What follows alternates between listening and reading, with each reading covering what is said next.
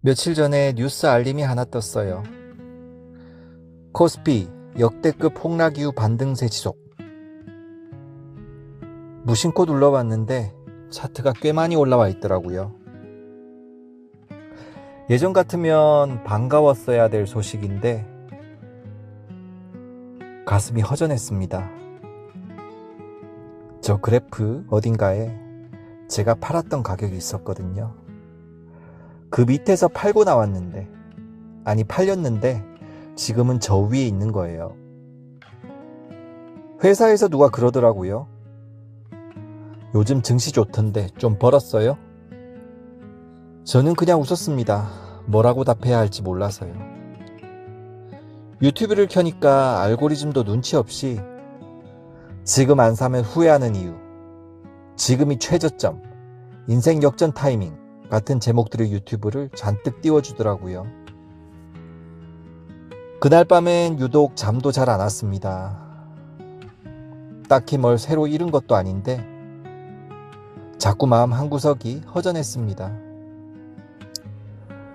다들 많이 잃었다가 많이 회복했다는 얘기가 여기저기서 들리는데 저만 그 자리에 그대로 있는 것 같은 기분, 아니 어쩌면 더 후퇴된 것 같은 그런 기분이 들었습니다. 오늘은 그 얘기를 좀 해보려고요.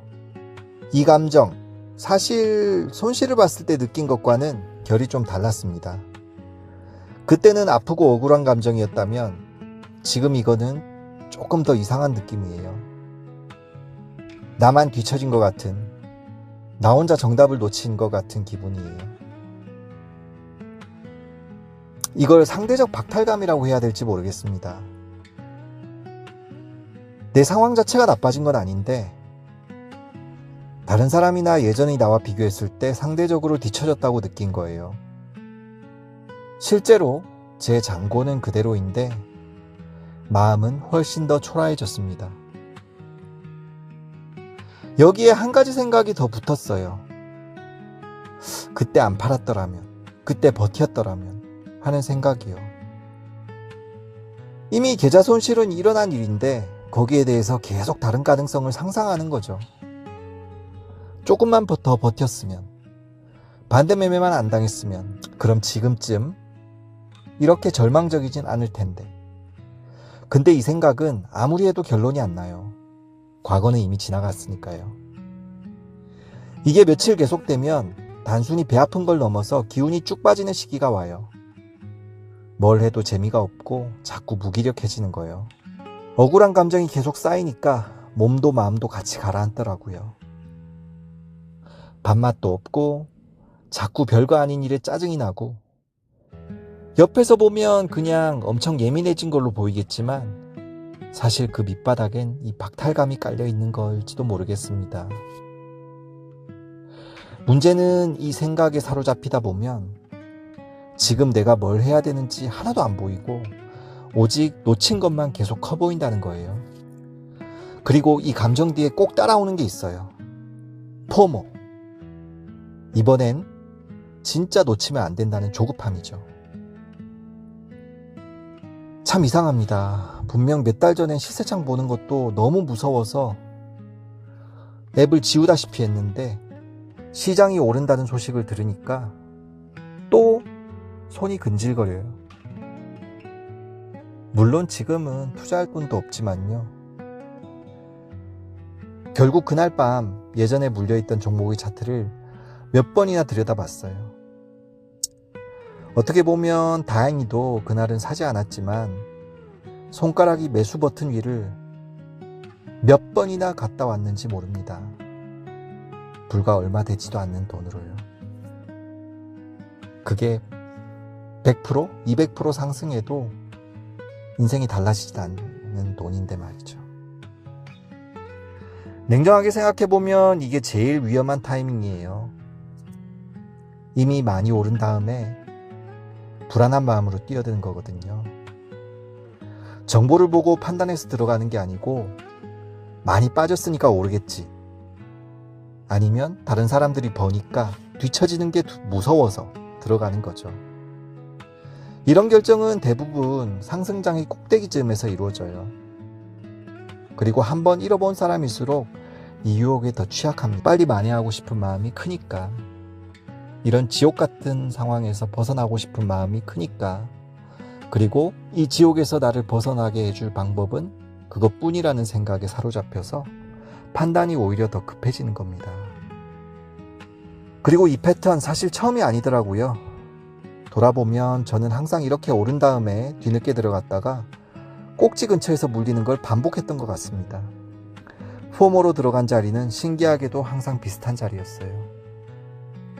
그리고 신기하게도 제가 들어가면 그때부터 마치 약속이 난 것처럼 제 계좌를 들여다보고 있는 것처럼 종목은 하락했습니다. 자, 그럼 이 감정 어떻게 다뤄야 할까요? 몇 가지 방법을 말씀드리겠습니다. 첫 번째, 다른 사람의 회복과 내 회복은 다른 시간표를 갖는 걸 인정하시라는 겁니다. 시장 지수가 회복했다고 해서 제 통장도 같은 속도로 회복해야 되는 건 아니죠. 지수는 평균이고 저는 저만의 상황이 있으니까요. 비교할수록 힘들어지기만 하더라고요. 두 번째, 그때 안 팔았으면 이라는 생각이 들 때 그 생각을 끝까지 따라가지 마세요. 제가 제일 괴로운 부분이 이 부분이거든요. 지금 버텼더라면 손실을 그만큼 안 봐도 됐을 텐데, 이런 생각이요. 그런 생각이 들 때 이렇게 한번 바꿔보세요. 그때 그 선택을 한 이유가 있었다.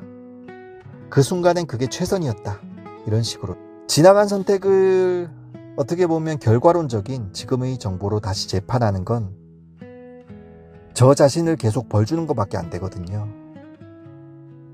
세 번째, 다시 뛰어들고 싶은 충동이 들면 최소 하루는 미뤄보세요. 그리고 그 이유를 딱 한 줄로 적어보세요. 왜 지금 사고 싶은지, 사고 싶은 이유가 뭔지. 그 이유가 놓칠까봐라면 그건 판단이 아니고 불안이에요. 불안으로 들어간 자리는 대부분 안 좋은 자리더라고요. 그때부터 빠지기 시작하죠. 넷째, 진짜 회복은 계좌 숫자보다 먼저 내가 다시 흔들리지 않는 상태부터예요. 몇 화 전에 말씀드렸던 것처럼 일상의 리듬을 지키는 게 먼저고 투자는 그 다음입니다. 이 순서가 바뀌면 또 같은 자리로 돌아가게 되더라고요. 다섯 번째, 이 감정 자체를 억지로 없애려고 하지 마세요. 박탈감이든 포모든 느끼는 건 자연스러운 거예요. 문제는 감정이 아니라 그 감정에 떠밀려서 하는 행동이에요. 지금 마음이 초조하구나 하고 인정하는 것과 그 감정 때문에 다시 지워버린 증권사 앱을 여는 건 완전히 다른 문제거든요. 시장이 오르는 걸 보면서 배 아파하지 않는 방법 같은 거 나도 없을 겁니다. 저도 여전히 가끔 그 차트를 보면 마음이 복잡해지거든요. 근데 하나는 확실해요. 그 배 아픔 때문에 조급하게 다시 뛰어드는 순간 예전과 똑같은 자리로 돌아갈 확률이 매우 높다는 겁니다. 남의 회복은 남의 이야기예요. 회복 못한 사람도 많고요. 제 회복은 제 속도대로 가는 겁니다. 지수가 몇 프로 올랐는지보다 오늘 제가 얼마나 상황에 흔들리지 않고 하루를 보냈는지가 더 중요한 것 같습니다. 오늘도 그 사실 하나를 붙잡고 하루를 버텨보려고 합니다. 여러분의 사연은 언제나 메일로 받고 있습니다. 다음 회에서 또 인사드리겠습니다. 감사합니다.